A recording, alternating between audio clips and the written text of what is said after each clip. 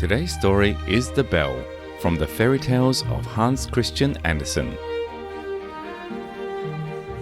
In the narrow streets of a large town, people often heard in the evening, when the sun was setting and his last rays gave a golden tint to the chimney pots, a strange noise which resembled the sound of a church bell. It only lasted an instant, for it was lost in the continual roar of traffic and hum of voices which rose from the town.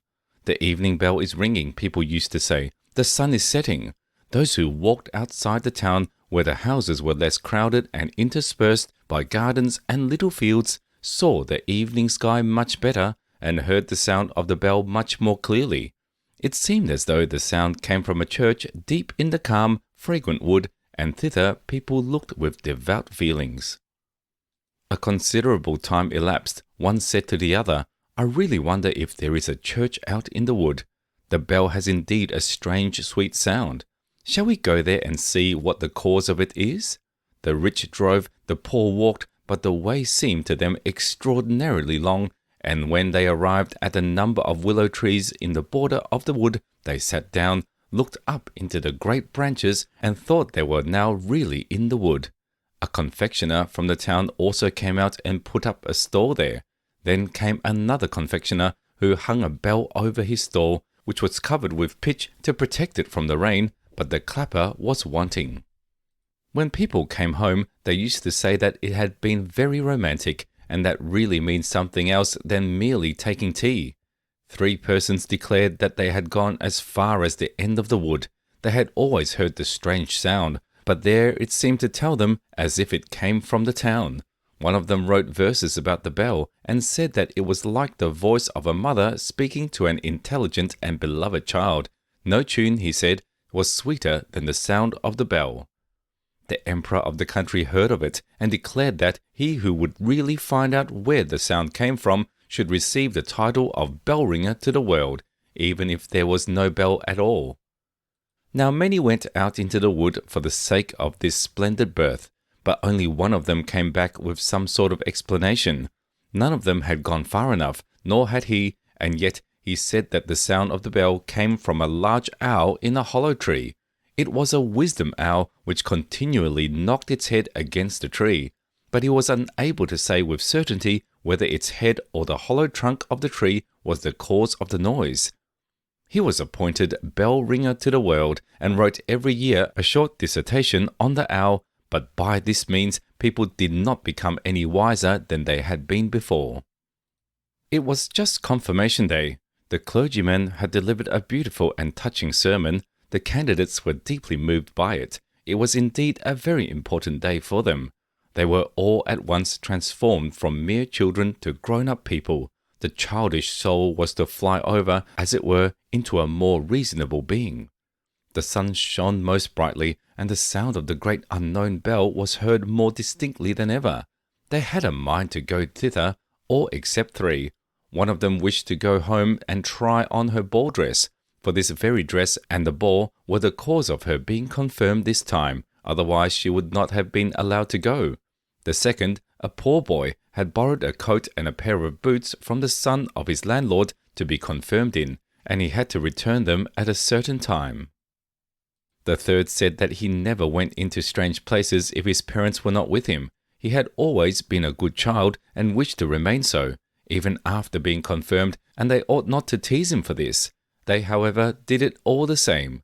These 3, therefore, did not go. The others went on.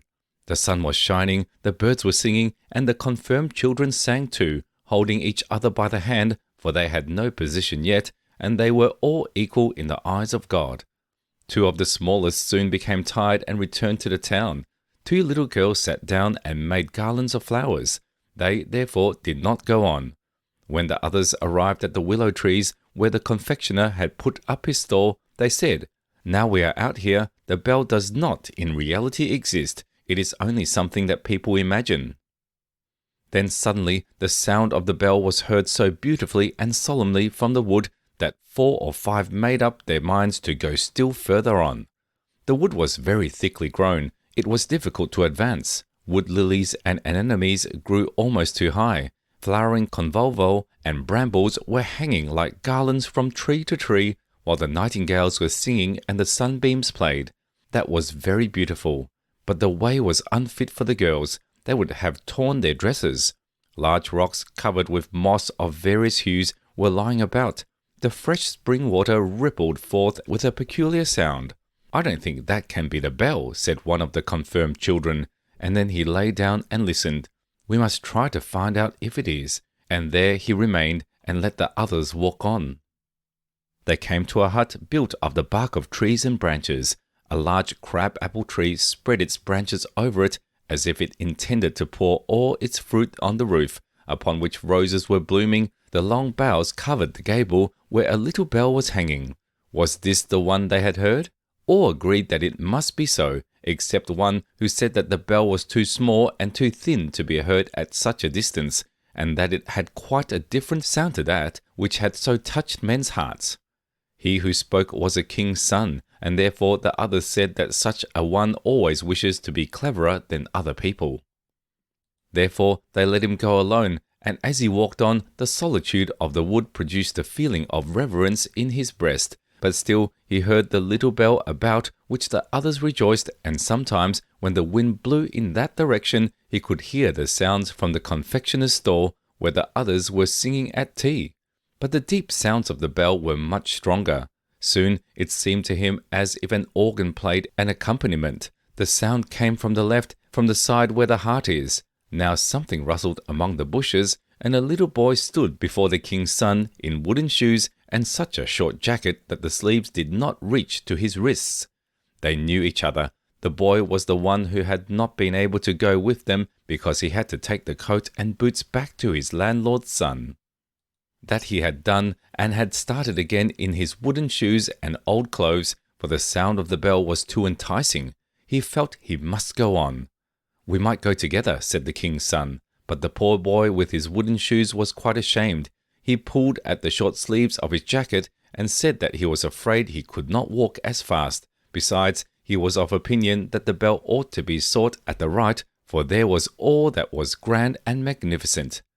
"Then we shall not meet," said the king's son, nodding to the poor boy, who went into the deepest part of the wood, where the thorns tore his shabby clothes and scratched his hands, face, and feet until they bled.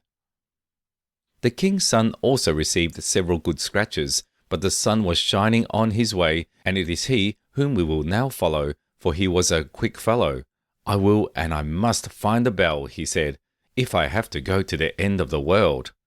Ugly monkeys sat high in the branches and clenched their teeth. "Shall we beat him?" they said. "Shall we thrash him? He is a king's son." But he walked on undaunted, deeper and deeper into the wood, where the most wonderful flowers were growing. There were standing white star lilies with blood-red stamens, sky-blue tulips shining when the wind moved them, apples like large glittering soap bubbles. Only think how resplendent these trees were in the sunshine. All round were beautiful green meadows, where hart and hind played in the grass. There grew magnificent oaks and beech trees, and if the bark was split of any of them, long blades of grass grew out of the clefts. There were also large smooth lakes in the wood, on which the swans were swimming about and flapping their wings. The king's son often stood still and listened. Sometimes he thought that the sound of the bell rose up to him out of one of these deep lakes, but soon he found that this was a mistake, and that the bell was ringing still farther in the wood. Then the sun set. The clouds were as red as fire. It became quiet in the wood. He sank down on his knees, sang an evening hymn, and said, "I shall never find what I am looking for. Now the sun is setting, and the dark night is approaching. Yet I may perhaps see the round sun once more before he disappears beneath the horizon. I will climb up these rocks. They are as high as the highest trees." And then, taking hold of the creepers and roots, he climbed up on the wet stones where water snakes were wriggling and the toads, as it were, barked at him. He reached the top before the sun, seen from such a height, had quite set. Oh, what a splendor! The sea, the great majestic sea, which was rolling its long waves against the shore, stretched out before him, and the sun was standing like a large bright altar, and there where the sea and heaven met, all melted together in the most glowing colors. The wood was singing, and his heart also. The whole of nature was one large holy church. in which the trees and hovering clouds formed the pillars, the flowers and grass the woven velvet carpet, and heaven itself was the great cupola. Up there, the flame-coloured vanished as soon as the sun disappeared, but millions of stars were lighted, diamond lamps were shining, and the king's son stretched his arms out towards heaven, towards the sea, and towards the wood. Then suddenly, the poor boy with the short-sleeved jacket and the wooden shoes appeared.